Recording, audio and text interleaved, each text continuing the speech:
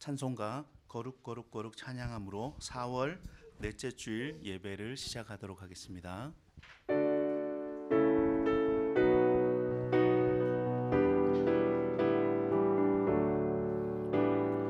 거룩 거룩 거룩 전능하신 주님, 이른 아침 우리 주를 찬송합니다. 거룩 거룩 거룩 자비하신 주님, 성삼위일체 우리 주로다. 아멘. 다 같이 사도신경으로 우리의 신앙을 고백하겠습니다. 나는 전능하신 아버지 하나님, 천지의 창조주를 믿습니다. 나는 그의 유일하신 아들 우리 주 예수 그리스도를 믿습니다. 그는 성령으로 잉태되어 동정녀 마리아에게 나시고 본디오 빌라도에게 고난을 받아 십자가에 못 박혀 죽으시고 장사된 지 사흘 만에 죽은 자 가운데서 다시 살아나셨으며 하늘에 오르시어 전능하신 아버지 하나님 우편에 앉아 계시다가 거기로부터 살아있는 자와 죽은 자를 심판하러 오십니다. 나는 성령을 믿으며 거룩한 공교회와 성도의 교제와 죄를 용서받는 것과 몸의 부활과 영생을 믿습니다. 아멘. 다 함께 찬양하겠습니다.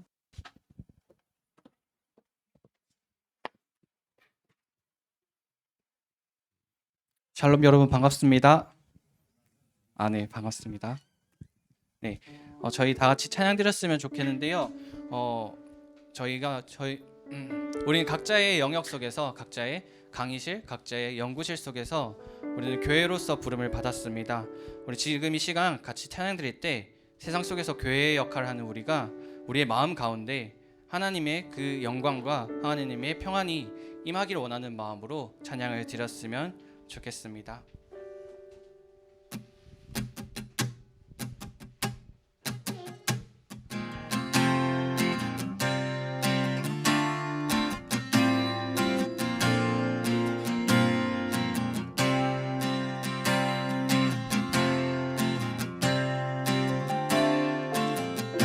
다 같이 찬양 드리겠습니다. 우리는 주의 움직이는 교회. 움직이는 교회, 이곳은 주님을 위한 자리. 내가 기도하는 모든 땅 위에서 하나님 예배받을 그날을 고대하네.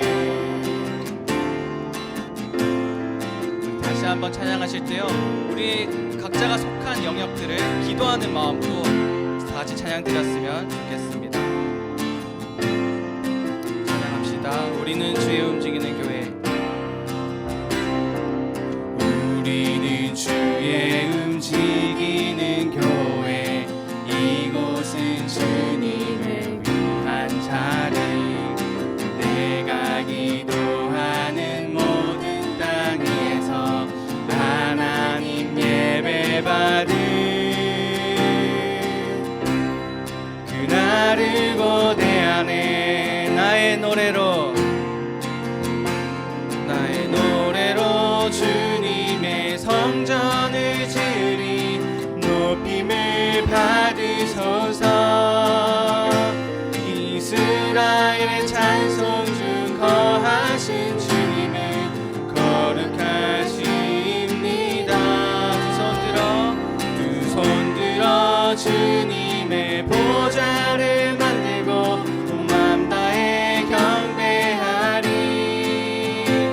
구름 날개 사이에 임하신 것처럼 내 위에 임하소서. 우리 다시 한번 찬양합시다. 우리는 주의 움직이는 교회. 주의 움직이는 교회, 이곳은 주님의 아멘. 위한 자리.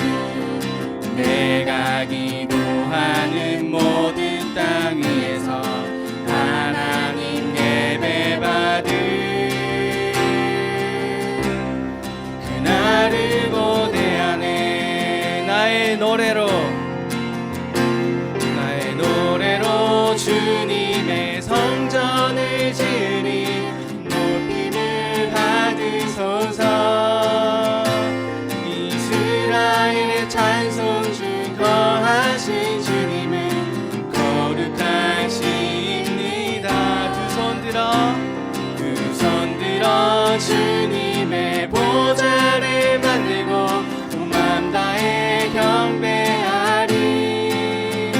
푸른 날개 사이에 임하신 것처럼 내 위에 임하소서.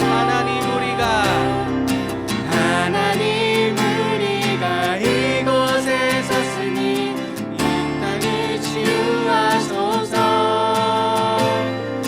하나님 우리가 어디에 있는지 주를 높이리라.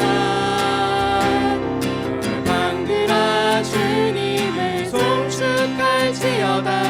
그 발 아래 입 맞추라.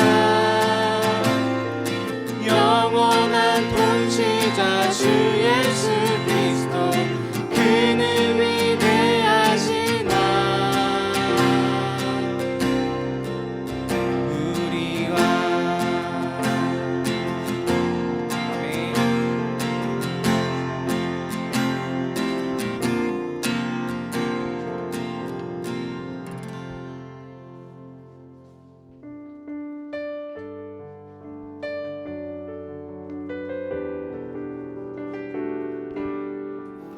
하나님께 영광 올려드리며 찬양하겠습니다. 내 눈 주의 영광을 보내. 내 주의 영광을 보내. 우리 가운데 계신 주님 그 빛난 영광 온 하늘 덮고 그 찬송 온 땅 가득해. 내 주의 영광을 보내. 찬송 가운데 서신 주님 주님의 얼굴을 온 세상 향하네. 권능의 팔을 드셨네. 주의 영광 이곳에 가득해. 우리 선에 주님과 함께 찬양하며 우리는 전진하리. 모든 열방 주 볼 때까지. 우리 다시 한번 찬양합시다. 내는 주의 영광을 보내. 내는 주의 영광을 보내. 우리 가운데 계신 주님 그 빛난 영광 온 하늘 덮고 그 찬송 온 땅 가득해. 내는 주의 영광을 보내. 찬송 가운데 서신 주님 주님의 얼굴을 온 세상 향하네. 권능의 팔을 드셨네. 우리 다 같이 선포합시다. 주의 영광 이곳에 가득해. 우리 선에 주님과 함께 찬양하며 우리는 전진하리. 모든 열방 주 볼 때까지. 하늘 아버지 우리 새롭게 하사. 열방 중에서 주를 섬기게 하소서.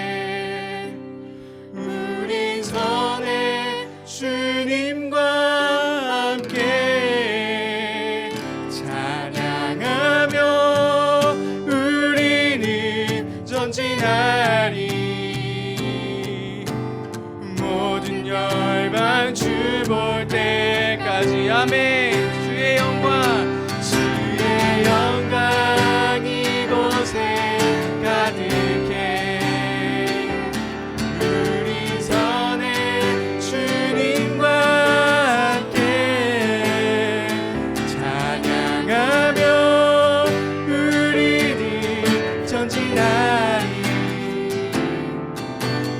모든 열방 주 볼 때까지 모든 열방 주 볼 때까지 모든 열방 주 볼 때까지 아멘. 여러분을 통해서 여러분이 속한 열방 가운데 주님이 돌아오시는 그런 역사가 있기를 바랍니다. 아멘.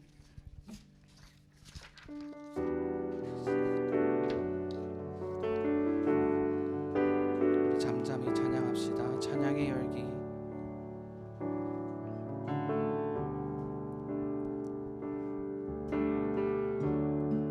찬양의 열기 모두 끝나면 주 앞에 나와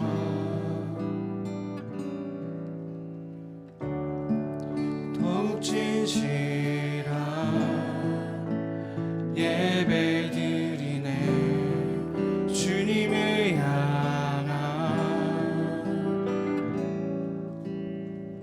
노래 이상의 노래 내 맘 깊은 곳에 주께서 원하신 것 화려한 음악보다 뜻없는 열정보다 중심을 원하시죠. 주님께 드릴 마음의 예배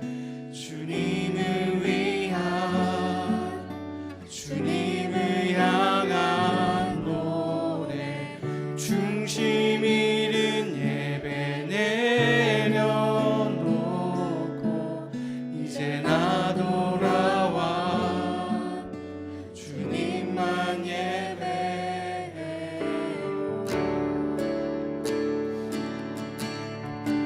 다시 한번 찬양합시다. 찬양의 열기 찬양의 열기 모두 끝나면 주 앞에 나와 더욱 진실한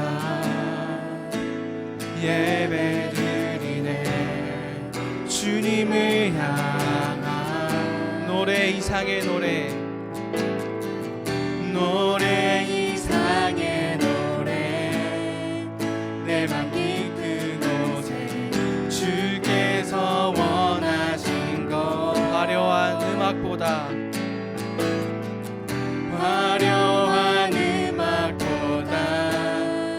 끝없는 주님 우리의 중심을 원하십니다. 원하시죠. 우리의 전심을 드립시다. 주님께 드릴 마음의 예배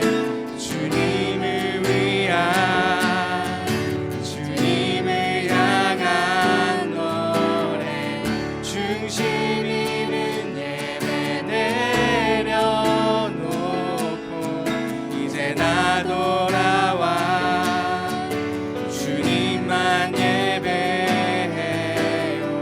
주님께 드릴 마음의 예배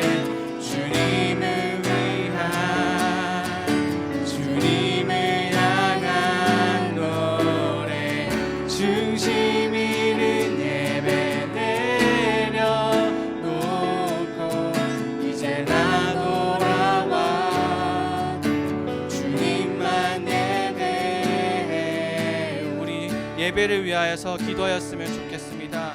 하나님 우리가 세상 속에서 교회로 살다가 이 자리에 우리 모두의 교회로 나와왔습니다. 하나님 우리가 이 자리에서 예배를 드릴 때 우리 마음 가운데 주님 거룩하게 임하여 달라고, 말씀을 들을 때 우리의 그 말씀이 우리 마음이 심겨지고 그 말씀을 가지고 세상에 다시 가지고 나가서 싸울 수 있게 하여 달라고 기도하였으면 좋겠습니다. 기도드리겠습니다.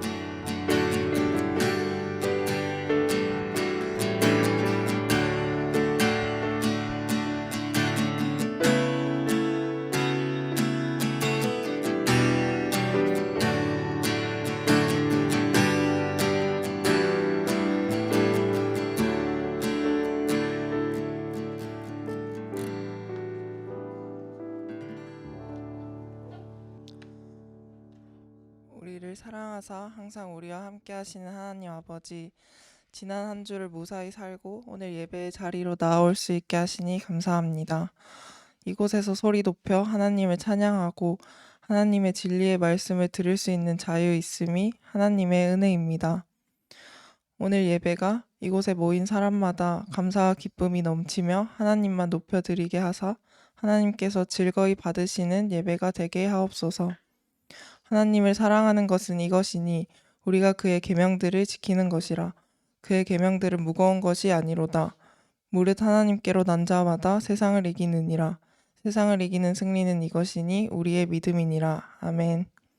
지난 한 주간 삶을 돌아봅니다. 수많은 상황 속에서 하나님을 기억하지 못한 모습들이 있었다면 용서하여 주시옵소서. 앞으로의 삶에서는 저희의 힘만을 의지하는 것이 아닌 하나님께 주권을 맡겨드리고 세상을 사랑하여 세상의 기준에 맞춰 살아가려는 것이 아닌 하나님을 사랑하는 자들 되게 하여 주시옵소서. 주님의 계명을 지켜 하나님을 높여드리는 삶을 살아가기 원합니다.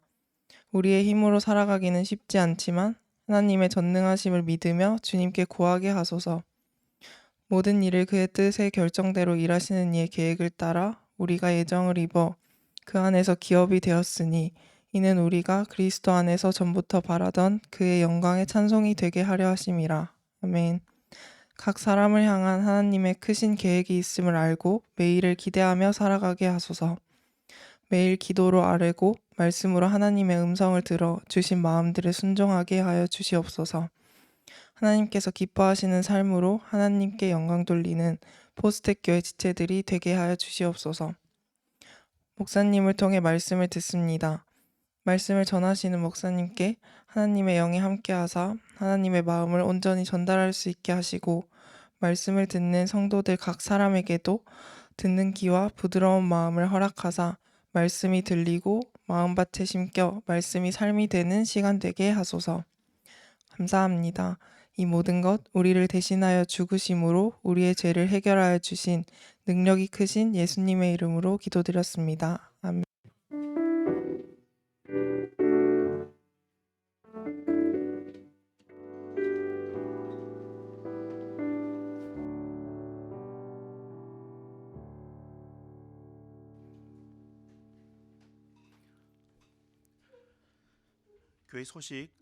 교회 소식 알려드리겠습니다. 오늘은 신학 특강이 있습니다. 오늘 오후에 예배 후에 1시 반부터 두 타임에 걸쳐서 총신대 구역학 교수님인 박철현 교수님 모시고 지난 11월 달에 저희가 창세기에 관해서 특강을 들으셨습니다. 거기에 이어서 창세기 부분, 나머지 부분 특강해 주시니까 여러분 식사하시고 또 시간을 내시고 또 일정을 조율하셔서 참석하셔서 은혜 나누시면 좋겠습니다. 두 번째 광고는요. 저희가 부활절 연합헌금, 부활절 헌금 그리고 부활절 앞두고 특별헌금했던 거 지출 보고를 간단히 드리겠습니다. 우리 교회는 절기헌금을 구제에 사용하고 있습니다. 특별히 이번 부활절 연합헌금을 지난 2월 6일 날 튀르키예에 지진이 일어나서 특별 구호헌금으로 사용하기로 교회에서 함께 결정을 했습니다. 그래서 3월부터 특별헌금을 좀 하셨고요.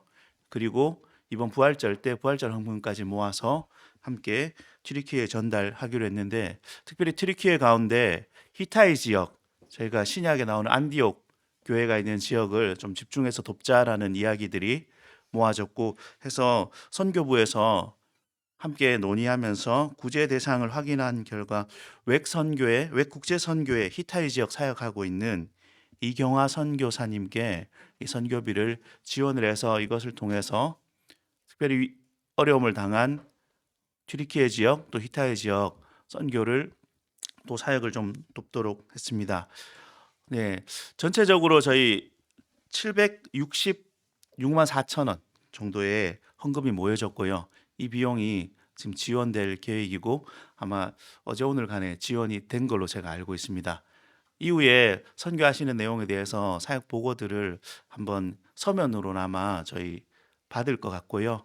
그래서 우리 성도님들이 헌금하신 것이 귀한 사역지에 또 어려운 지역을 위해서 사용되었다는 것을 좀 기억하시고 또 늘 잊지 않고 기도해 주셨으면 좋겠습니다.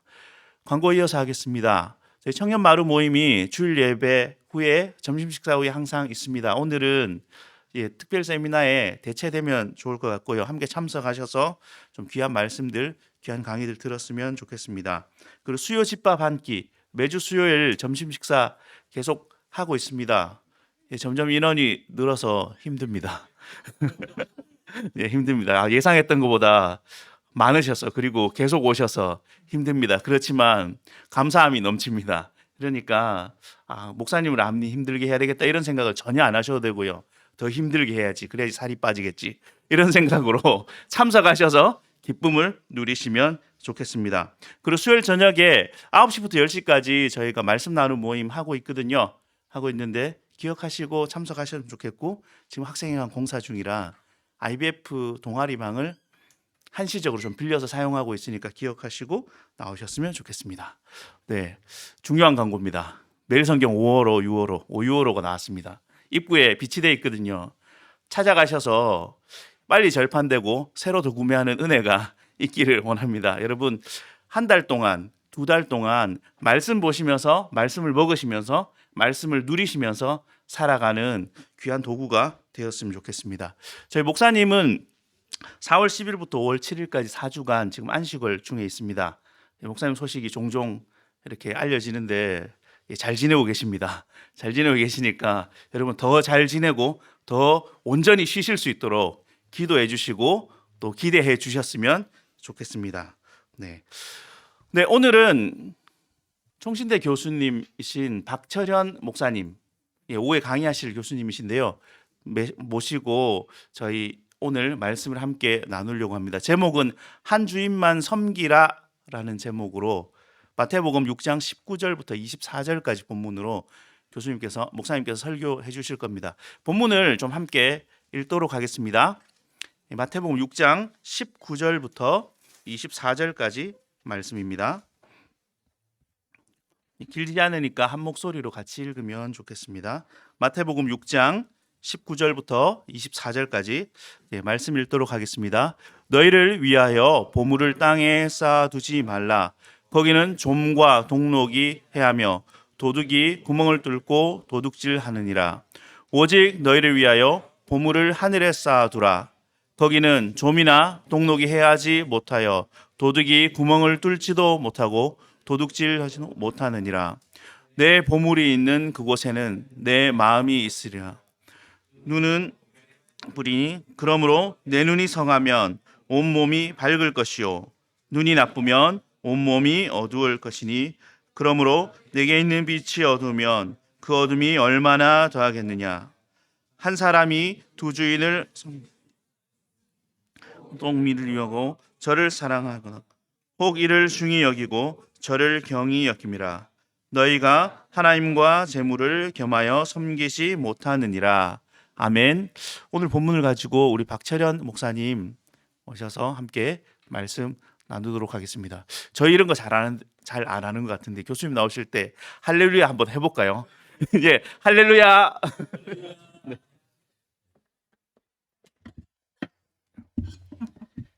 네, 안녕하세요. 반갑습니다. 잠깐 기도하고 시작하겠습니다. 하나님 아버지 주께서 이렇게 또 제가 우리 보스텍교회 우리 성도님들과 같이 말씀을 나눕니다. 하나님 아버지께서 우리들에게 주시고자 하시는 말씀을 제가 잘 전달할 수 있도록 할 것이옵시고 또 말씀을 듣는 것만이 아니라 우리 마음이 그걸 받아서 또 그대로 저희들의 삶의 실천으로 할 수 있도록 허락해 주시옵소서. 아버지께서 모든 것 주장하시 간구드렸고 예수 그리스도의 이름으로 기도드립니다. 아멘. 오늘 저희들이 본문을 본 것에서 보시면은 이 본문은 뭐 큰 틀에서 한 세 개 정도로 문단이 나뉩니다. 먼저 19절부터 21절은 보물을 땅에 쌓아두지 말고 하늘에 쌓으라 이런 내용이고요.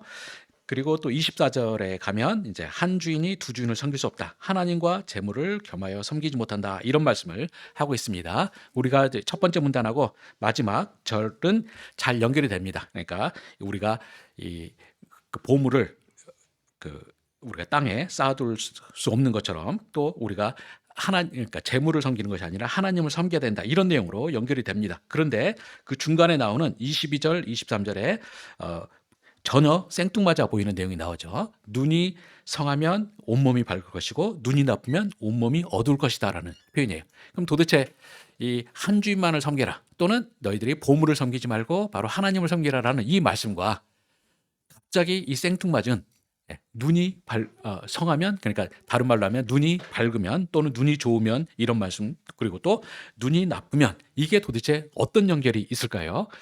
이제 이 부분이 저희들이 퀘스천 마크를 가질 수밖에 없고요. 여러분들이 어디 혹시라도 주석이나 이런 데 뒤져보셔도 시원한 답을 듣기는 거의 불가능하실 겁니다.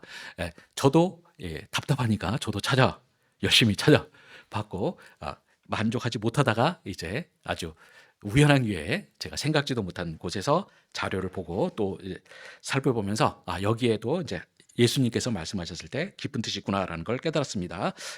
이제 바로 이 점 22절 23절과 그 주변 문맥이 어떤 관계를 갖는가 하는 것이 오늘 본문의 숙제라고 할 수가 있고요.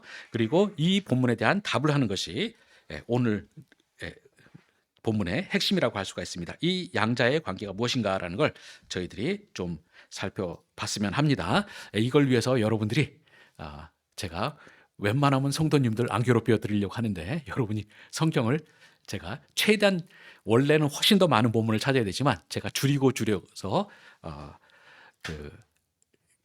이제 몇 개만 뽑았는데요. 여러분들이 그거를 좀 봐주셨으면 합니다. 제가 이 일반 교회에서 이 설교를 하면은 성도님들이 굉장히 피곤해하는 경향이 없잖아 있습니다. 그런데 그래도 우리나라의 지성의 산실 중에 하나라고 하는 포스텍 교회 성도님들은 따라오실 줄 믿습니다. 제가 어제 밤에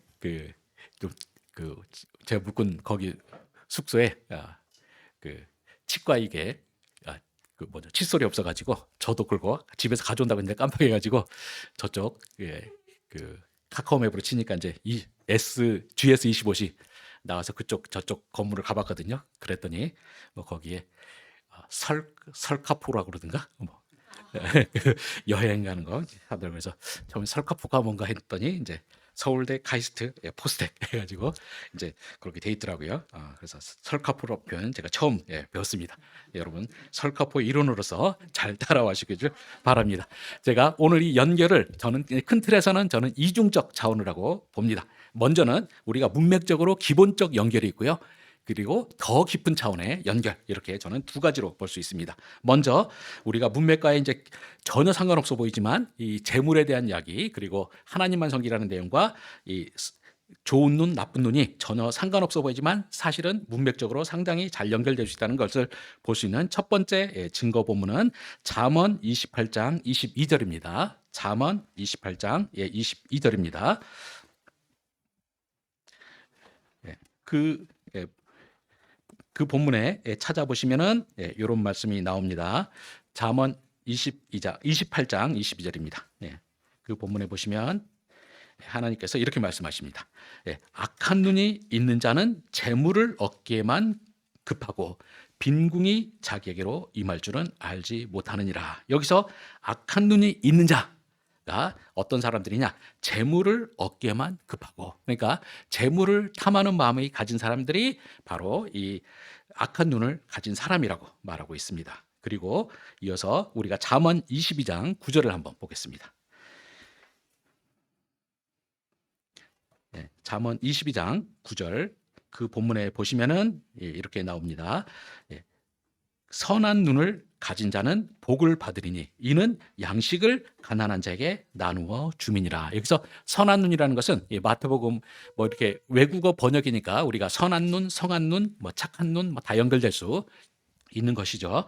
그 선한 눈을 가진 자는 복을 받으리니 이는 양식을 가난한 자에게 주민이라라고 말하고 있습니다. 그래서 선한 눈은 역시 재물을 자기가 아끼지 않고 가난한 사람에게 나눠주는 사람들을 말하는 것입니다. 그래서 선한 눈과 악한 눈은 결국은 재물에 대한 태도와 연결이 되는 것이죠. 이게 이제 기본적 연결이라고 할 수가 있습니다. 그래서 우리가 정리를 하자면 내 눈이 성하면이라는 표현에서 나오는 이 단어는 그리고 선하면 그리고 악하면에서 나오는 단어는 바로 이제 재물과 연결이 되는 것이고요. 그래서 악한 눈을 가진 사람은 이제 재물을 탐하는 자고 우리 마태복음 본문으로 말하면 바로 재물을 땅에 쌓아두는 자를 이제 가리키는 것이겠고요. 선한 눈을 가진 사람들은 재물을 탐하지 않고 이것들을 가난한 사람들에게 베풀어 주는 것이죠. 이제 그런 사람들은 마태복음식으로 말하면 이제 이 재물을 하늘에 쌓아주는 자가 됩니다. 이제 이렇게 보면 우리가 전혀 상관이 없어 보이는 본문이 상당한 우리가 논리적인 연결성을 갖고 있는 것을 볼 수가 있습니다.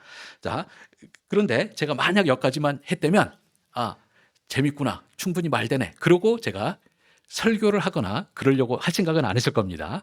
바로 이제 그 다음 단계 더 깊은 차원의 연결이 저는 중요하다고 봅니다.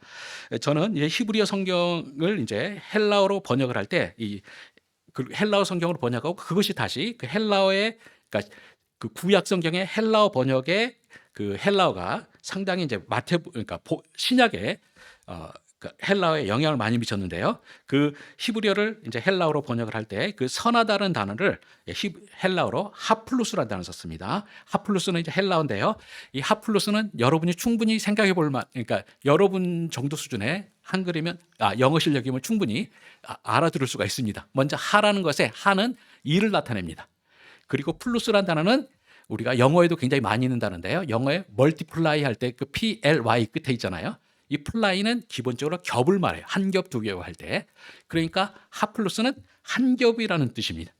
그래서 그러면 이제 눈이 선하면이라고 할 때 그 이 선하면이라는 표현은 좀 더 우리가 뉘앙스를 살리자면 일편단심, 한마음 정도를 가진 한마음 정도의 의미를 해석할 수가 있고요. 영어로는 single minded, 그러니까 한 마음을 품은이라는 뜻으로 해석할 수가 있습니다. 그리고 이제 그 반대어로 하면은 이제 그 두 마음을 품은 요 정도가 되겠죠. 헬라어로는 그 둘이라는 단어가 이제 D로 이제 접속사가 되죠. 그래서 디플루스 하면은 이제 두 개의 마음을 품은이라고 볼 수가 있습니다. 그래서 하플루스, 디플루스 이렇게 볼 수가 있고요. 이제 여기까지 하고 나면 이제 우리는 상당히 이제 많은 부분들이 또 더 흥미롭게 될 수가 있습니다. 근데 제가 이거를 학교에서 학교 채플 우리 신학생들한테도 강의를 했더니 학생들이 굉장히 힘들어하더라고요. 그래서 제가 평신도 상대할 때는 다 빼자. 다 솎아내고 이제 그 줄여서 하자라고 이제 했는데요. 우리들이 딱 한 본문만 저희들이 보겠습니다. 잠언 28장 18절에 가서 봐주시면은요.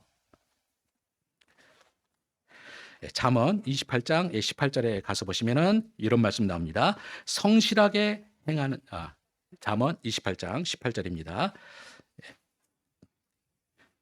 네, 그 본문에 보시면 선한 일을 행하는 자는 구원을 받을 것이나 굽은 길로 행하는 자는 곧 넘어지리라 이렇게 되어 있습니다.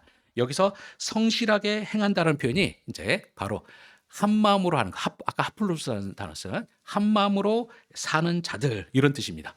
바로 성경에서는 이 잠언에서는 어떤 사람이 구원 얻느냐 할 때 한 마음으로 사는 자라고 되어 있고요. 그 다음에 거기에 대비되는 게 굽은 길로 행하는 자는 곧 넘어지리라 이렇게 되어 있습니다. 근데 이 굽은 길이라는 단어를 제대로 제가 생각하는 이 식으로 푸는 주석가가 제가 본 적이 없는 것 같은데요. 히브리어를 자세히 뜯어보면 이 굽은 길로란 표현은 저는 더 좋은, 그러니까 우리가 굽다라는 건 이렇게 이제 휘어지는 걸 굽다고 그러잖아요. 근데 히브리어를 자세히 살펴보면 사실은 이 굽다는 개념이 그런 개념이 아니라 두 갈래 길을 꼬는 자 이렇게 생각하시면 됩니다. 마치 우리가 새끼줄을 할 때 그 두 개의 줄기의 실을 가지고 이렇게 꼬아가지고 이제 우리가 실을 이렇게 더 튼튼하게 만들잖아요. 바로 이제 그런 개념 정도로 생각하시면 됩니다. 그래서 이 그러니까 이 잠언에서는 길이라는 표현은 그 사람의 이제 인생길, 그 사람의 인생 철학 이런 걸 나타내는 거죠. 그런데 바로 이제 두 갈래 길, 그러니까 구분길이라는 표현은 바로 이 두 갈래 길의 인생의 철학, 인생길을 꼬아가면서 사는 사람들이라는 개념으로 말할 수가 있습니다. 그런 사람들은 여기서 넘어지리라, 멸망하리라고 말하는 것이죠. 그래서 잠언식의 어떤 사상으로 하면 한 마음을 가지고 사는 자는 그가 구원을 얻을 것이고 두 갈래의 인생 철학을 꼬아가면서 사는 사람들은 망할 것이다. 이렇게 말하고 있습니다. 그래서 우리가 이제 이 본문의 이런 해석을 우리가 본문에 적용시켜 보면 저는 이렇게 말할 수가 있다고 봅니다. 하나님만을 유일한 주인으로 섬기는 자는 구원을 얻을 것이고 사람과 재물 등 다른 어떤 것을 같이 섞어서 섬기는 자는 멸망을 당할 것이다. 이렇게 우리는 볼 수가 있다고 생각합니다. 자, 그러면 이제 우리들이 이런 그 두 갈래의 인생 철학 같은 것을 섞어서 사는 것이 어떤 것인가 생각을 좀 해봐야 될 텐데요. 저는 이와 관련해서 가장 적절한 성경의 예는 창세기 32장에 나오는 야곱이라고 생각합니다. 이 야곱은 그 평생의 그 삶의 방식이 하나님도 열심히 섬기려고 하지만 또 자신이 생각하는 자신의 어떤 인생의 지혜 이런 것도 끊임없이 추구했던 사람입니다. 그걸 대표적으로 볼 수 있는 예 중에 하나가 창세기 32장 9절부터 12절입니다. 한번 저희들이 가서 먼저 본문을 좀 보겠습니다. 창세기 32장 9절부터 12절.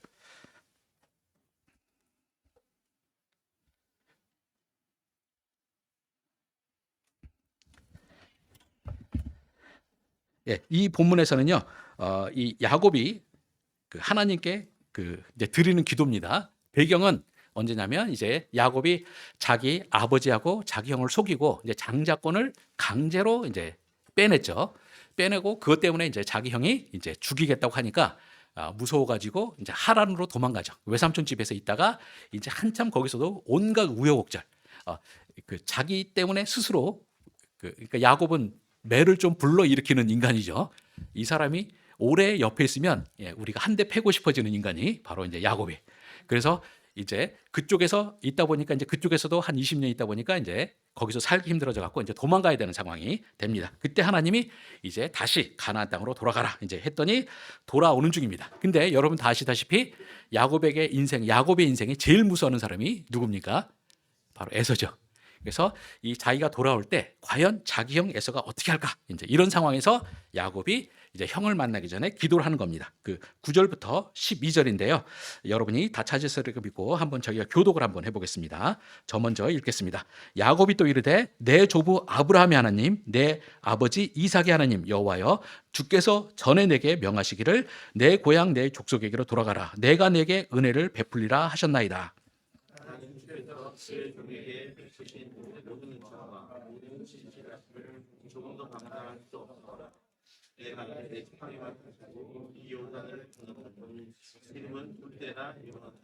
내가 주께 간구하오니 내 형의 손에서 에서의 손에서 나를 건져내시옵소서. 내가 그를 두려워하면 그가 와서 나와 내 처자를 칠까 겁이 나기 때문이니이다.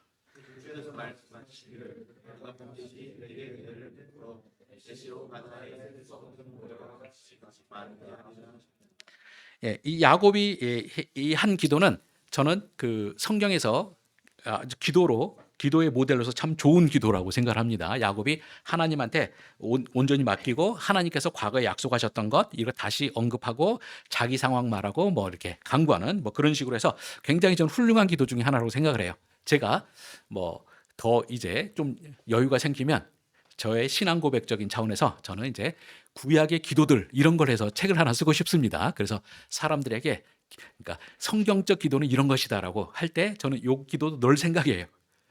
내용 자체는 굉장히 좋습니다. 근데 문제는 뭐냐? 이 기도를 둘러싸고 있는 정황을 보면 또 문제가 상당히 있는 기도기도 합니다.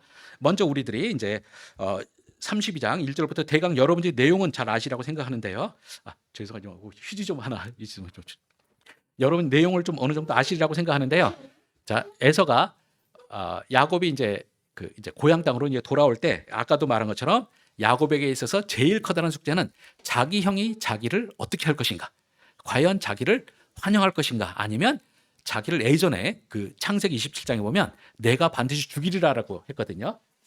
그런 식으로 죽이고 싶어 할 것인지 이제 이게 커다란 숙제라고 할 수가 있습니다. 그래서 이제 이제 그런 상황에서요. 이제 32장 1절부터 쭉 보시면은 이제 야곱이 역시 그 성경 최고의 잔머리꾼답게 잔머리를 굴립니다. 그거는 이제 자기가 그 하란에서 왕창 챙겨온 그 어마어마한 재물들을 자기 형에게 이제 뇌물로 뿌리는 거죠. 그래서 자기 앞에 자기가 형을 만나기 전에 미리 자기 종들을 시켜서 어마어마하게 많은 재물들을 형에게 쫙 다 보냅니다. 그러면서 여러 때를 쫙 보내면서 이 형이 이제 이것을 보고 뭔가 이제 달라지길 바라는 거예요. 그러면서 자기 이제 심부름꾼을 시켜서 이제 쫙 보냈어요.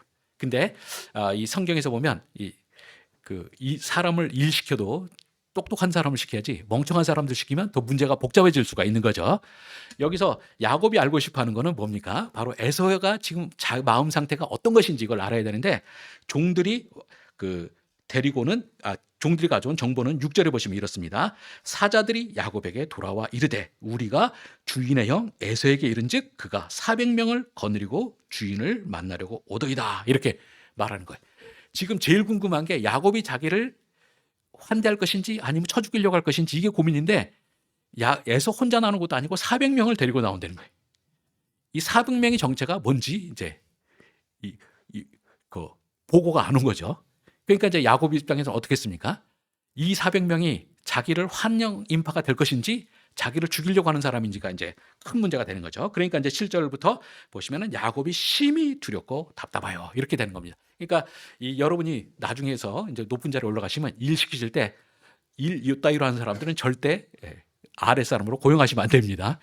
오히려 더 문제가 커져요. 그래서 야곱이 이제 바짝 졸은 상태에서 이제 머리를 이제 7절 8절에 보시면 이렇게 씁니다.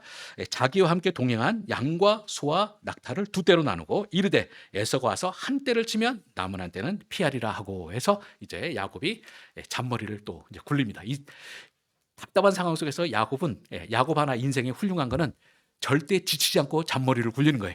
그래서 여기에서도 이제 두 떼로 나눕니다. 이 두 떼로 나누는 것도 뭐 시간만 되면 제가 왜 나눴는지 더 재밌는 이야기가 있지만 그거는 남겨두고요.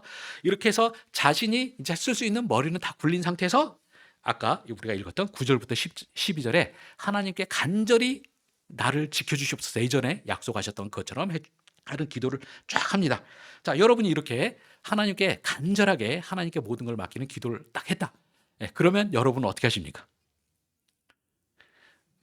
아마 요 정도쯤 기도했으면 창피해서라도 믿는 척이라도 할 거예요. 그렇지만 우리가 13절부터 보면 야곱은 당당히 자기 잔머리는 계속 또 굴립니다. 13절부터 보면 이렇습니다. 야곱이 거기서 밤을 지내고 그 소유 중에서 형 에서를 위하여 예물을 택하니 암염소가 200이요 순염소가 20이요 암양이 200이요 순양이 20이요 전나는 낙타 30과 그 새끼요 암소가 40이요 황소가 10이요 암나귀가 20이요 그 새끼가 10이라 그것을 각각 대를 나누어 종들의 손에 맡기고 그의 종에게 이르되 나보다 앞서 건너가서 각대로 거리를 두게 하라 이렇게 하고요. 자기 형을 만날 때마다 이제 우리 주인의 선물입니다 이렇게 해서 계속 뇌물을 집중적으로 제공하게 하는 거예요. 그러면서 이제 에서가 조금이나마 혹시라도 자기에게 아직도 억하가 심정이 남았으면 마음이 누그러지기를 바랍니다. 그래서 하나님에게 의지한다는 기도는 다 해놓고 자기가 인간적인 수는 또 다 쓰고 있어요. 이런 야곱의 모습 속에서 이제 하나님께서 이 야복강의 이제 사건이 굉장히 수수께끼가 많은 이야기지만 뭐 저는 하나님이시든지 아니면 하나님의 종이 어떤 신적 존재가 나와서 저는 이제 야곱과 씨름했다고 저는 생각을 하는데요. 씨름을 하면서까지 하나님께서 야곱을 용기를 주려고 하시는 거죠. 그 씨름에서 어떻게 됩니까? 누가 이깁니까? 야곱이 이겼잖아요. 심지어 하나님께서 말씀하시기를 이렇게 말하죠. 네가 하나님과 사람과 싸워서 이겼다라는 말까지 해요. 굉장히 큰 칭찬을 해줘요. 그래서 신인 하나님이 나와가지고 네가 나 이겼다 이렇게 말할 정도면 어마어마한 칭찬 아닙니까?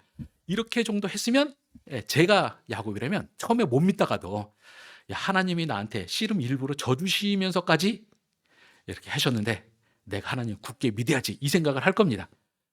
근데 우리 야곱은 그건 전혀 없어요. 이긴 건 이긴 거고 그 다음 33장으로 가서 보시면 1절, 2절에 보시면 이렇게 말합니다. 야곱이 눈을 들어보니 에서가 400명의 장정을 거느리고 오고 있는지라 그의 자식들을 나누어 레아와 라헬과 그 두 여종에게 맡기고 여종들과 그의 자식들은 앞에 두고 레아와 그의 자식들은 다음에 두고 라헬과 요셉은 뒤에 두고 이렇게 합니다. 이 하나님과의 씨름에서 이긴 다음에서까지 야곱은 절대 마지막 순간까지 자기가 쓸 수 있는 잔머리는 절대 포기하지 않아요.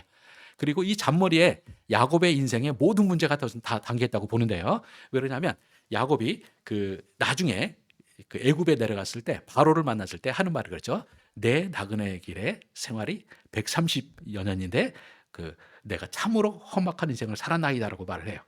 근데 제가 이제 성경의 오경의 해석자로서 제가 볼 때 그 험악한 세월을 살았는데 험악한 세월에 거의 대부분은 누구 때문이냐? 야곱 네 때문이다. 저는 이렇게 말할 수가 있어요. 그러니까 자업자득적인 요소가 많은 거죠. 근데 그 야곱의 그 자업자득적 요소 중에서도 가장 큰 부분은 저는 야곱이 하나님 결국 이제 야곱이 4명의 아내를 얻게 되잖아요. 그 중에서 라헬만 과도하게 사랑했다는 게 저는 문제라고 봅니다. 저는 정말 어떻게 보면 야곱과 라헬만 존재했다면 뭐 이만한 로맨티스트가 없어요.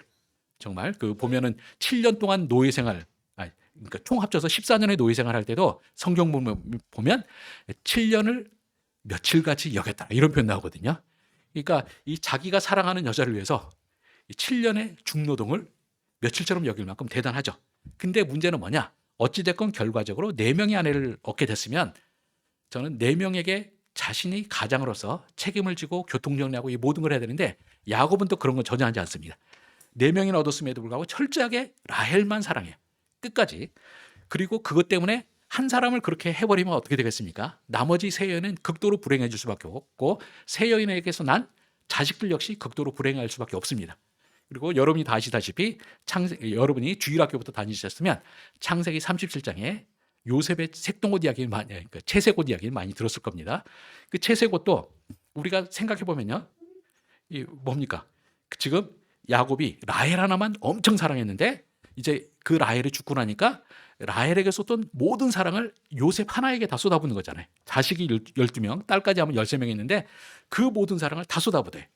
그리고 그 쏟아붓는 편파적인 사랑을 증거로서 채색옷을 입혀놓은 겁니다.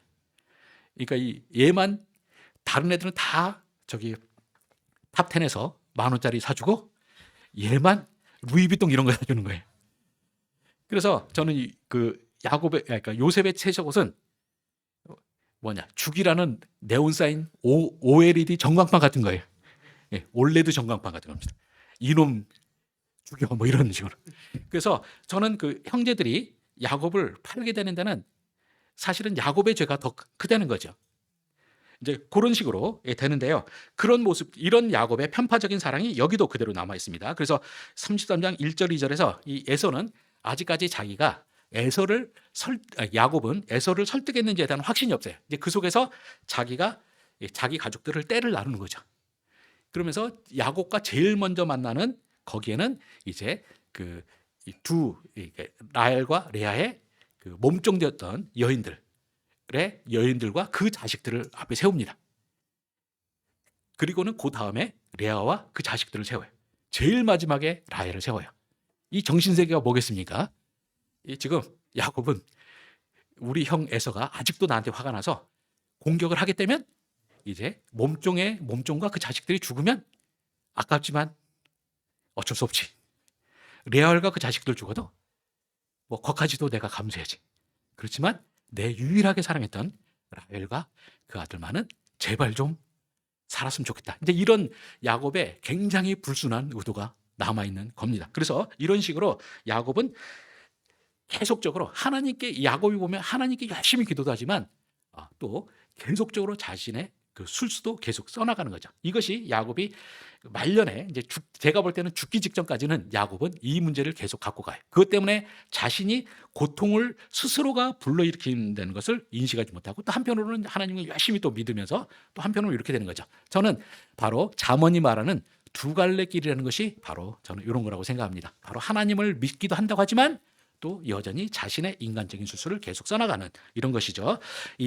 그래서 야곱 같은 경우는 정말 하나님한테 혼이 났어야 되는데 우리 하나님이 은혜를 또 은혜가 많으신 분이시고 또 야곱을 통해서 하나님께서 하시고자 하셨던 것이 있기 때문에 하나님의 열심에 의해서 야곱은 은혜를 받았던 것이지 결코 야곱이 하나님에게 그 자체로 은혜 받을 존재는 아니었다라는 것이 저는 제가 생각하는 해석입니다.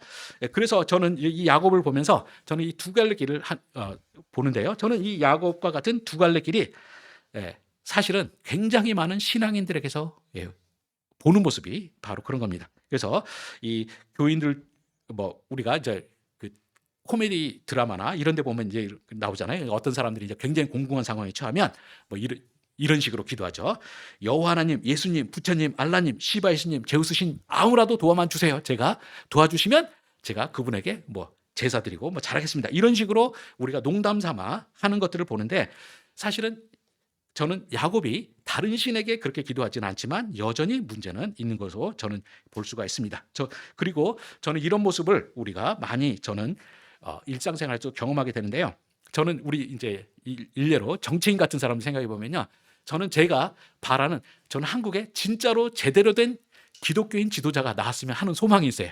그래서 대통령도 그런 사람이 됐으면 좋겠는데 안타깝게도 지금까지 나온 사람들은 어떻습니까? 자기가 가톨릭 신자라고 굉장히 열성적인 가톨릭 신자라고 하거나 기독교인 신자라고 하는데 정치 대선 때만 되면 어떻게 됩니까? 이분들이 절도 가고 원불교도 가고 아무 데나 다 가요.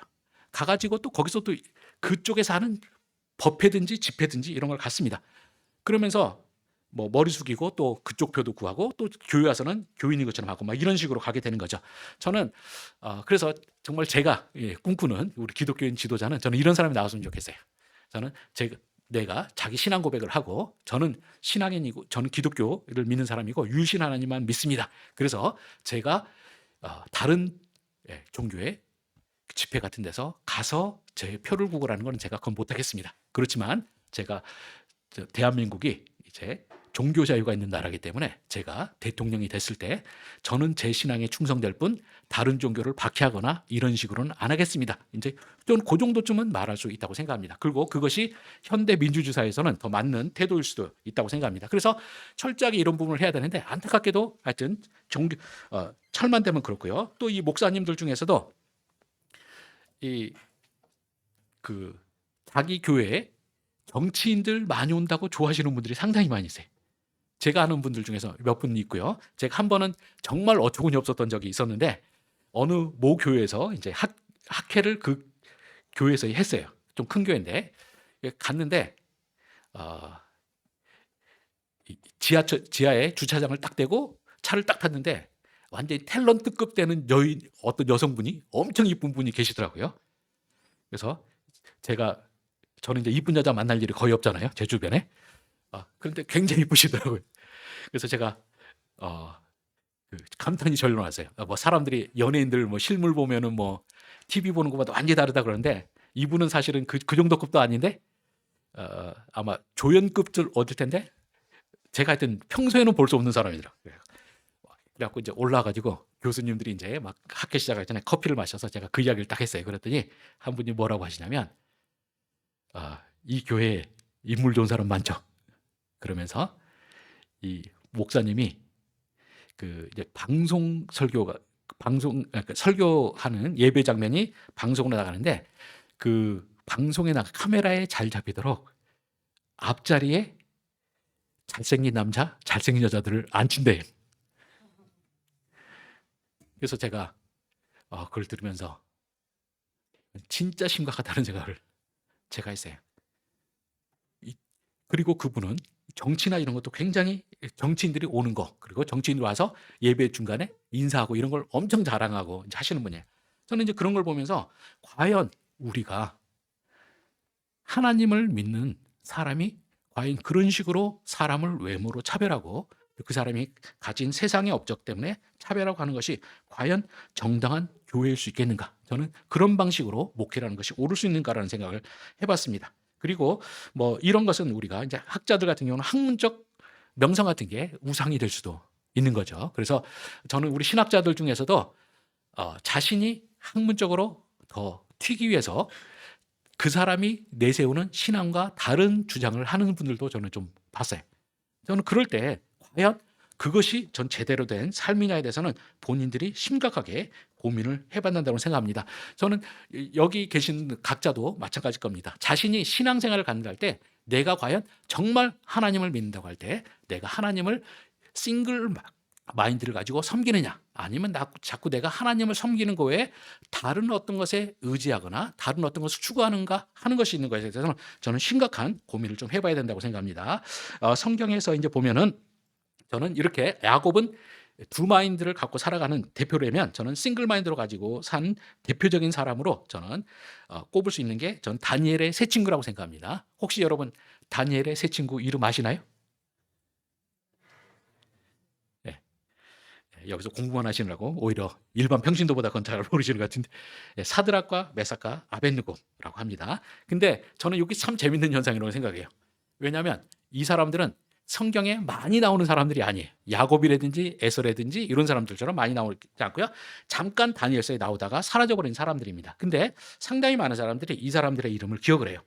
왜 이렇게 기억을 할까 할 때 저는 이 세 사람이 보여줬던 어떤 싱글 마인드를 가지고 사는 신앙이라는 것을 잘 보여줬기 때문이라고 생각합니다. 저는 우리가 다니엘서 3장에 보면 그런 내용이 나오죠. 이제 이 느부갓네살이 이제 금신상을 만들어 놓고 이 금신상에 절하라고 합니다. 그런데 다니엘과 세 친구들은 이제 그런 식으로 우리가 여호와 외에 다른 신을 섬기는 건 못하겠다. 그래서 다른 신상 앞에 절하지는 못하겠다고 합니다. 이제 그런데 이렇게 그 신상 앞에 절하게 하는 그 일을 이제 벌렸던 것이 바로 이 느부갓네살의 이제 종들이죠. 이 사람들이 자꾸 다니엘과 그 세 친구가 워낙 부각을 나타내니까 질투 때문에 이들을 제거하기 위해서 이제 이런 의도를 이제 획책하고요. 그래서 이제 그 신에게 절하게 한 거고요. 근데 이제 이 느부갓네살의 신하들이 예상한 대로 이들은 절하지 않죠. 그랬더니 이제 그러면서 이제 고자질을 합니다. 그랬더니 이 다니엘의 세 친구가 이제 느부갓네살에 잡혀왔어요. 그리고 이제 느부갓네살이 자기가 만든 신상에 절하지 않는 이 세 친구에게 이제 분노를 한 상태에서 평소보다 그 풀무불을 7배나 더 강하게 해서 이 사람들을 풀무불에 던지려고 다가가는 사람도 불에 타버릴 정도로 그렇게 뜨겁게 이제 하면서 이들에게 이제 말을 합니다. 그 3장 15절에서 보면 이렇게 말을 합니다.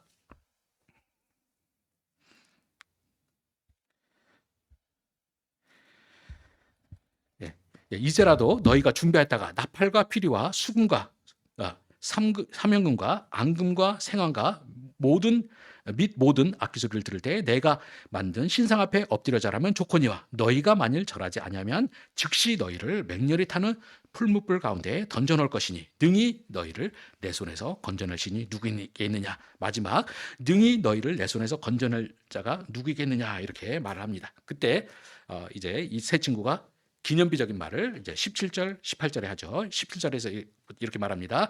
왕이여, 우리가 섬기는 하나님이 계시다면 우리를 맹렬히 타는 풀무불 가운데서 능히 건져내시겠고 왕의 손에서도 건져내시리다. 이렇게 말해요. 그러면서 이제 하나님께서 우리를 건져낼 수 있다는 걸 믿습니다. 그런데 이제 18절에 더 기념비적인 말이 나오죠. 그러나 그렇게 하지 아니하실지라도 왕이여, 우리가 왕의 신들을 섬기지도 아니하고 왕이 세우신 금신상에게 절하지도 아니할 줄을 아옵소서 이렇게 말을 합니다. 그래서 이게 가스펠성에도 있는 그 유명한 본문 아닙니까? 이제 그렇게 함으로써 이들은 이제 하나님 앞에서 여러분이 다 아시다시피 구원 얻은 이야기를 다 아시리라고 생각합니다. 근데 우리 한번 이렇게 생각해 보시기 바랍니다. 만약에 여기에서 이들이 이런 마음으로 이제 풀무불에 던져지면서까지 이제 하나님을 대한 신앙을 싱글 마인드를 포기하지 않았는데 만약 이때 하나님이 이들을 안 구해줬으면 어떻게 될까요? 이들은 어떻게 죽었을까요? 죽으면서 믿었는데 이러면서 나를 하나님이 배신해서 이러면서 죽었을까요? 저는 그건 아닐 거라고 생각합니다. 여기 18절에 말한 것처럼 그리 아니하실지라도 하면서 죽었죠. 그리고 우리는 기독교 역사상 수많은 사람들이 바로 이 하나님께서 다니엘처럼 사자 입에서 구해주신 것도 있지만 또 우리가 이 로마가 통치했던 300년 동안 초대교회 300년 동안 수도 없이 많은 기독교인들이 사자의 밥이 돼서 죽어갔어요. 그렇지만 그들 중에서 거의 대부분의 사람들은 자신이 하나님을 위해서 죽을 수 있다는 걸 감사하면서 죽었지 그들이 하나님을 원망하면서 죽지는 않았습니다. 그렇게 300명이 그 300년 동안 그들이 죽기만 했는데 어떻게 됐습니까? 당대 최고 강대국이었던 로마가 무너졌습니다.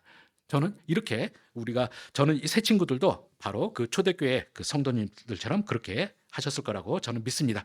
자, 우리가 그런데 이제 이런 이야기를 하면 이제 사람들이 그렇게 말할 수가 있어요.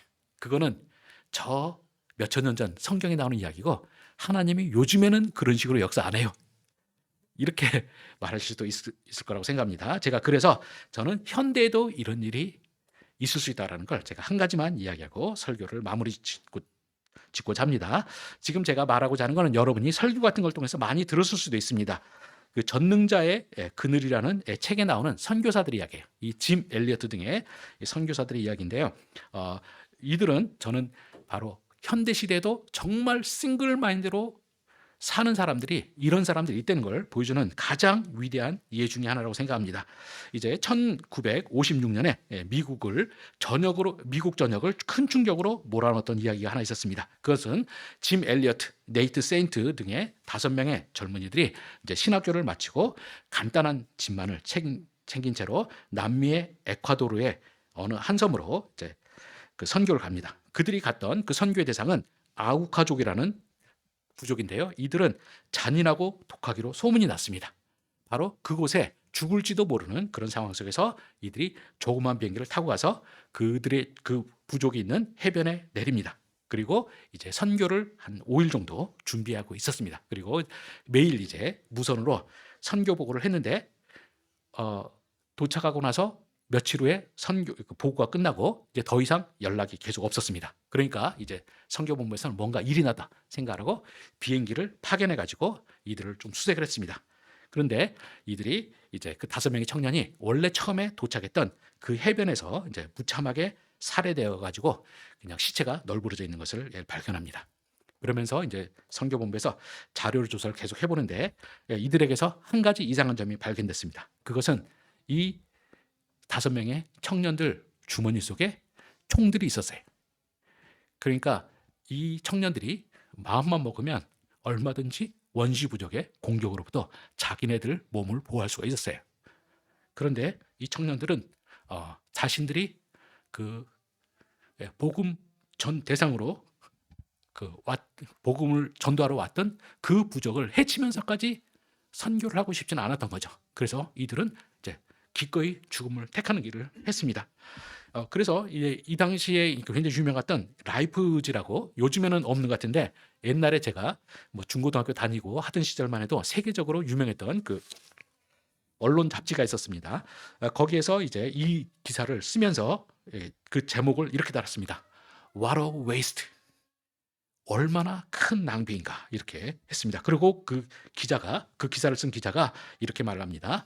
이 장래가 촉망되는 젊은이들이 도대체 무엇 때문에 멀리 남미까지 가서 제대로 일도 못 해보고 헛된 죽음을 당했어야 하는가 이러면서 What a waste. 이 얼마나 큰 낭비인가 이렇게 말합니다. 그리고는 이 기자가 이 짐 엘리어트의 부인이었던 엘리자베스에게 와서 또 똑같은 말을 합니다. 당신 남편들이 그 죽은 것이 얼마나 큰 낭비입니까? What a waste 이렇게 말해요. 그랬더니 그 굉장히 20대의 젊은 여성이었던 그리고 남편을 잃은 지 얼마 안 됐던 이 엘리자베스가 이렇게 항의합니다. 낭비라니요. 왜 그런 말씀하십니까? 나의 남편은 어렸을 때부터 이 순간을 위해서 준비하고 살아왔던 사람입니다. 제 남편은 자신이 어렸을 때부터 하나님을 위해서 꾸었던 꿈을 이룬 것뿐입니다. 앞으로 다시는 내 남편의 죽음을 낭비라고 부르지 마십시오. 이렇게 말을 합니다. 이제 우리가 이들의 그 사건이 너무나 유명했기 때문에 이제 사람들이 이들을 이제 자료를 조사하고 이들이 과거에 썼던 뭐 일기장이라든지 이런 걸 다 모아봤습니다. 그리고 그것을 해서 출版했는데 거기에 보면 이제 이런 내용이 나옵니다. 짐 엘리엇이 19살 때 이제 썼던 일기인데요. 그가 10년 후에 29세에 죽음을 당했기 때문에 한 10년 전에 딱 썼던 내용인데요. 이렇게 씁니다. 하나님, 제가 감히 하나님께 기도합니다. 이 부족한 저의 나무토막 같은 인생에 불을 붙여 주시옵소서. 제가 주를 위해서 살 수 있도록 저의 삶을 주께서 소멸시켜 주시옵소서. 이 몸은 주의 것입니다. 이렇게 하고 또 그리고 이제 나중에 또 일기장에 보면 이런 내용도 있었습니다. 영원한 것을 얻기 위해 영원하지 않은 것들을 버리는 자는 절대 어리석은 자가 아니다라고 이렇게 했습니다. 그리고 지미 엘리어트는 자신이 꿈꿨던 그 하나님을 위해서 헌신하고 죽는 삶을 그는 택했고 그것이 이루어진 것이죠. 여기에서 이제 이야기가 끝이 아니라 이렇게 이 5명의 이 젊은 전도유망한 청년들이 죽은 상황에서 그 가족들이 이번에는 나섭니다. 그러면서 우리 그 형제들이 죽었던 그 일을 그들이 미처 이루지 못한 일을 우리가 대신하자. 그리고 그 가족들이 전부 다 다시 이제 그곳으로 갑니다. 그리고 이제 그곳에서 이제 전도를 하고 이제 그런 와중에 한 번은 그 짐 엘리어트의 동료였던 네이트 세인트가 그 사람들 앞에서 이제 말씀을 전하면서 이 이야기를 들려주죠. 그 5명이 죽었던 그날 그들의 몸에 총이 있었다는 거죠. 그래서 얼마든지 그들이 싸우고자 하고 자기들을 보호하고자 했으면 당신들을 죽이고 그들이 살 수 있었지만 그들은 싸운 대신 맞아 죽기로 결정했다라는 거죠. 그 말을 듣고 원주민들이 엄청난 충격에 빠집니다. 그리고 그날 상당수의 원주민들이 회개하고 복음을 받아들입니다. 그리고 일부는 신학을 해서 또 목사가 되기도 했습니다. 이 네이트 세인트가 그 원주민과 결혼을 해서 그곳에서 사역을 하고 이제 그런 식으로 됐습니다. 이 5명의 청년들의 어리석어 보이는 헌신은 다른 방법으로는 결코 복음 전도를 받지 못할 것 같은 사람들에게 복음이 전파되는 기회를 줬습니다. 그리고 어떤 사람들에게는 이들의 죽음이 굉장히 헛된 낭비 같았겠지만 이 선교사들 자신들에게는 하나님에 대해 전적인 헌신의 표시였습니다. 그리고 이 절대 복음이 전파되지 못할 것 같은 원주민들에게는 복음 전파의 통로가 되었습니다. 그리고 또 저는 이 이야기를 볼 때마다 싱글 마인드로 살지 못하는 우리 성도들에게는 정말 하나님의 구원의 채찍이 된다고 생각합니다. 우리는 이걸 잘 생각해 보셔야 되고요. 저는 이런 사람이 그런 먼 나라 이야기만 아니라 저는 가까이서도 제가 보는데요. 이 대구에 제가 어느 그 성경 특강 때문에 알게 된 어느 장로님 계신데 이분은 대구에서 꽤 큰 병원을 하나 하고 계세요. 그리고 돈도 많이 버십니다. 근데 이분이 전세를 사신대요. 그래서 왜 전세를 사느냐 했더니 이분이 이 땅에서 이런 걸 사면은 자기가 욕심이 생길까 봐 일부러 안 하시는 거예요. 그래서 대구에서 제일 비싼 동네인데 거기서 전세를 사세요. 그리고 이제 제가 이제 이분과 접촉하게 된 거는 이분이 그러니까 신학 교수들을 해가지고 그 강의한 거를 녹화해서 이것을 신학생들과 목회자 재교육용으로 제공하는 역할을 해요.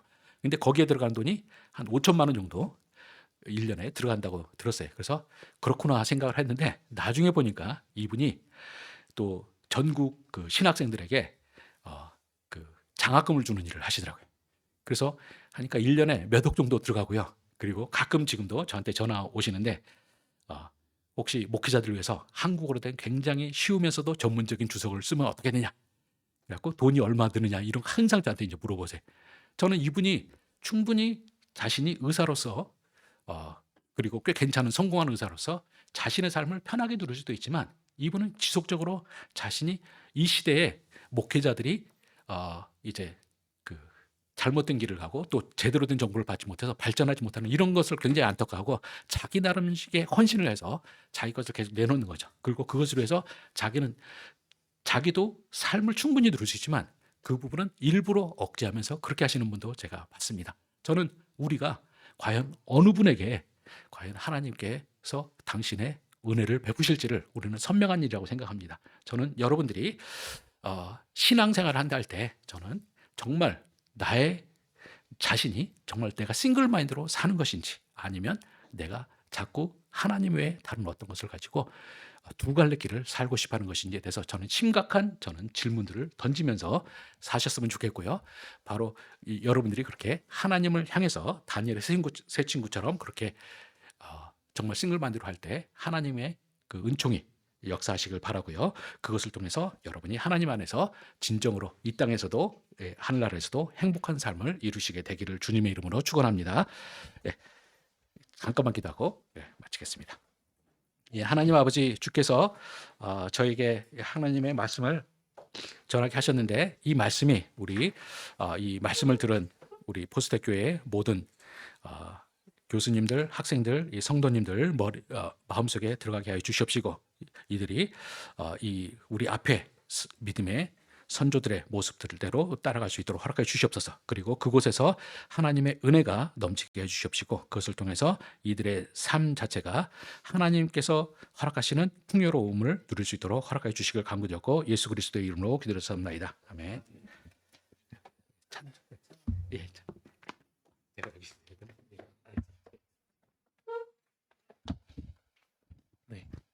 찬양 한 곡 드리고 교수님이 오늘 이렇게 설교하시면서 이 찬양 함께 불렀으면 좋겠다 얘기하셨거든요. 주님 말씀하시면 같이 찬양 드리도록 하겠습니다.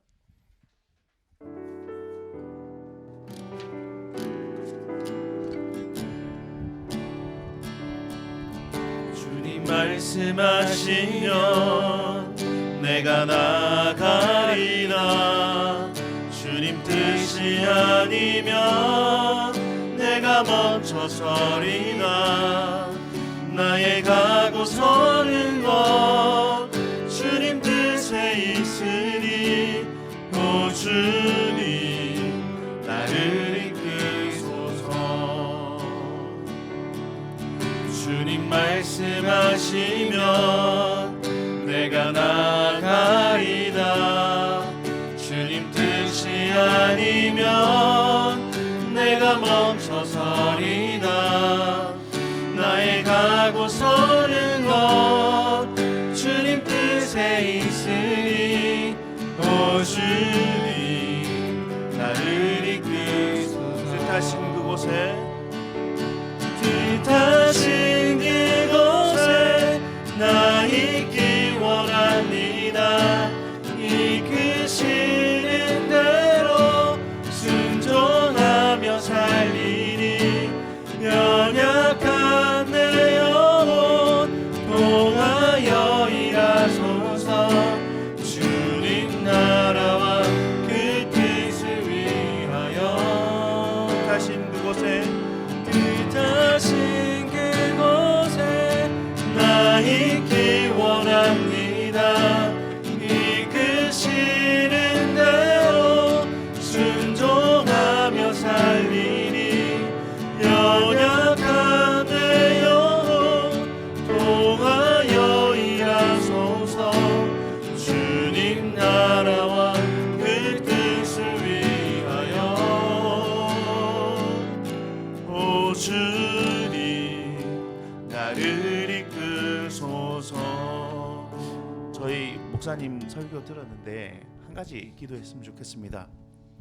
한 주인을 섬기자라고 말씀하셨고요. 그리고 그렇게 살아온 사람들 이야기를 하셨고 또 그렇게 살아가고 있는 우리와 같은 현장에 있는 분들 이야기하셨는데 우리 또한 그렇게 한 주인 한 하나님만 섬기고 살아갈 수 있게 해달라고 말씀하시면 제가 나가겠고 주님 뜻하신 곳까지 가고 거기 머무르고 그렇게 살아가겠다고 시간 결단하시기도 하고 또 하나님 그렇게 도와주십시오라고 요청하시기도 하는 기도 함께 기도드리도록 하겠습니다. 하나님 아버지 은혜를 감사합니다. 주님 하나님 아버지 기도하고 바라기는 하나님 아버지 말씀을 통하여 하나님 백성들이 어떻게 살아가는지 또 하나님께서 성경을 통하여 하나님 백성들이 어떻게 살아온지를 말씀하시며 또한 교수님을 통하여 이 시대에도 이렇게 살아가는 하나님 백성들 이야기를 듣게 하셨습니다. 주여 하나님 아버지 우리들이 한 마음으로 한 뜻으로 하나님 앞에서 살아가게 하여 주시옵소서. 세상과 나의 것들을 바라며 하나님 세상의 것들과 하나님을 겸히 섬기며 하나님 아버지 나의 안락과 나의 것을 구하는 것이 아니라 하나님 뜻대로 살아가기에 하나님 주신 길대로 걸어가기에 하나님 함께 하시기에 또 하나님 앞에 우리 인생을 맡기기에 주님 말씀하시며 나아가는 그 믿음의 백성들 될 수 있도록 주여 도와주시옵소서. 하나님 말씀을 볼 때마다 기도할 때마다 세상을 살아갈 때마다 오늘을 믿을 때마다 함께 때마다 세상을 바라보는 것이 아니라 하나님 어떻게 일하실지 하나님 어떻게 계획하실지 하나님 어떻게 살아가야 될지 주님께 모르며 살아가는 주님께 모르며 살아가는 믿음의 백성들 될 수 있도록 주여 도와주시옵소서. 우리의 손을 말씀인 제목처럼 한 주인을 섬기고 하나님을 섬기고 하나님 뜻하고 계획하신 대로 걸어가는 그 한 걸음 하나님 될 수 있도록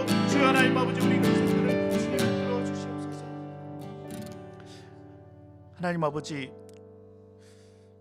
말씀을 통해 늘 듣는 것처럼, 말씀을 통해 살아가는 것처럼, 말씀을 통해 하나님 우리를 이끄신 것처럼 주님 말씀 가운데 걸어가고 주님 말씀 가운데 살아가고, 또한 과거에 하나님의 백성들이 그랬던 것처럼 우리 또한 주님의 말씀으로 기꺼이 살아가고 달려갈 수 있는 귀한 성도들 될 수 있도록 주님 우리 인생을 붙들어 주시옵소서.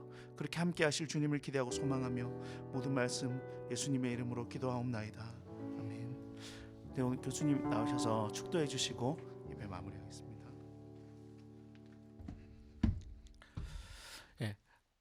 하나님 안에서 온전히 한 마음으로 하나님만을 섬기며 이 땅의 세속의 모든 명예와 다른 어떤 것을 추구하지 않기로 결심하는 우리 포스텍교회의 모든 성도들 모두와 그리고 담임 목사님과 사모님 그분들의 모든 삶과 그리고 또 이곳에 또 영상으로 보시는 모든 분들 머리 위에 주 예수 그리스도의 은혜와 예수 그리스도의 사랑과 성령의 인도하심이 영원토록 함께 있을지어다. 아멘.